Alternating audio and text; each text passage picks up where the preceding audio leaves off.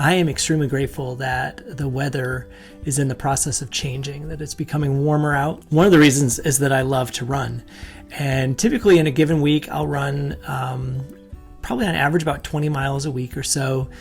There are so many benefits that I have gotten from running, from just physical exercise and health to just the emotional release of stress and energy and those kind of things. And so I'm one of those guys, if you see me out running, you may actually see me smiling when I run.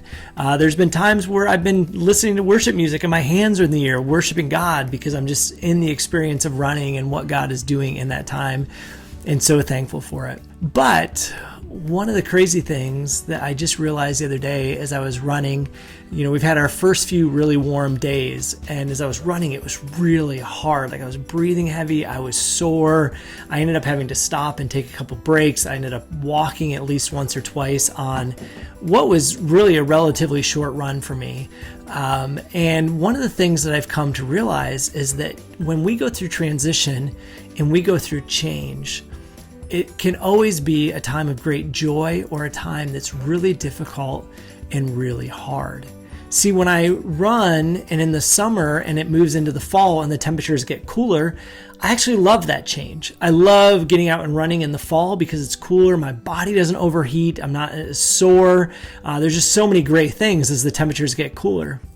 And then the spring comes and the summer temperatures come and it begins to get above 70 and the sun's out and it's humid.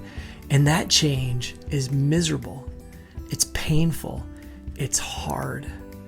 Right now, in the season that we are living in, we've gone through a lot of change, whether it be working from home all of a sudden, not having a job all of a sudden, or other things that have caused change in our lives. And the reality is we kind of got a little bit settled, right? Like a couple months, we're at home, we're settled in, and then all of a sudden now, things are starting to open up again. Things are starting to change and transition once again. And I was reminded of this the other day when I had one office set up in a basement area, and for some reasons I had to move it. And as I was moving things, I kind of got a little sad and kind of emotional, like, oh my goodness. And so I felt that transition and that change that was coming. And as I was running and as I thought about that, and I thought about how difficult my runs had become, because the last few weeks I'd actually been running quite a bit faster, and then the heat came and it was painful. And so I don't know about you, I can get really discouraged in the midst of transition and change sometimes. And even right now, I've experienced some of that. I think about the end of last week. Man, I just felt lethargic in my work as I woke up and as I did things throughout the day. I felt like I lacked motivation and started to just kind of be like, oh no, what's wrong? Like, what's going on? Why am I feeling this?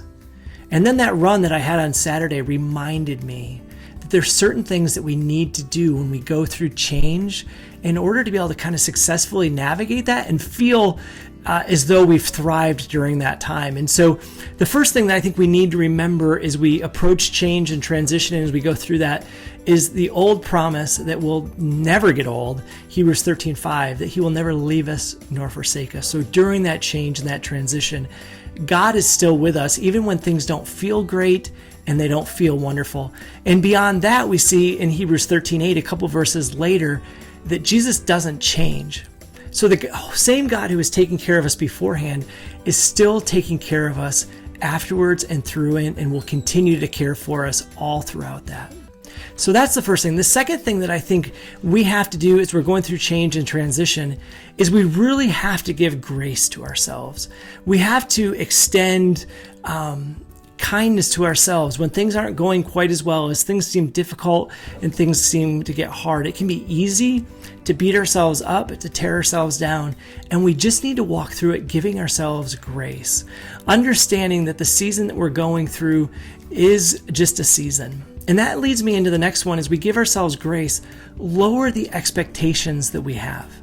If you typically are a high output person, realize that when you go through transition and change, the way that you perform may get slowed down and it may not be as strong as it typically is. So Saturday when I went out to run, one of the things I had to do was stop myself and say, wait a second, Wade, run slower and just enjoy the run. Experience the run and don't have high expectations and that you're going to run as fast as what you typically do. And then that takes us into the fourth one, where because I did that, I was able to just simply enjoy the run and make the most of it. And so I encourage you that as you go through this transition and this change, make sure to take in moments of the really cool things that God is doing through it, of the neat ways that God is at work and the ways that God is sustaining you and that God is showing up and bringing comfort into your life. And as you kind of do these four things, you are going to thrive through that transition and change. You're going to move from being down and discouraged and beat, and you're going to move to a place of joy and thankfulness, knowing that God is with you and God is going to carry you through that, and that you will return somewhat to normal and who you were as you reestablish new routines and patterns in your life. And I think the thing for us to remember and never forget is the promise of Jeremiah 29:11. I know the plans I have for you, declares the Lord. Plans to prosper you and not to harm you. Plans to give you a hope and a future. God is always at work, even in seasons of transition and in change, and maybe even more so in those times. And so as you're walking through another season of transition and change, embrace it and lean into the Lord, who will be your comfort and strength during this season.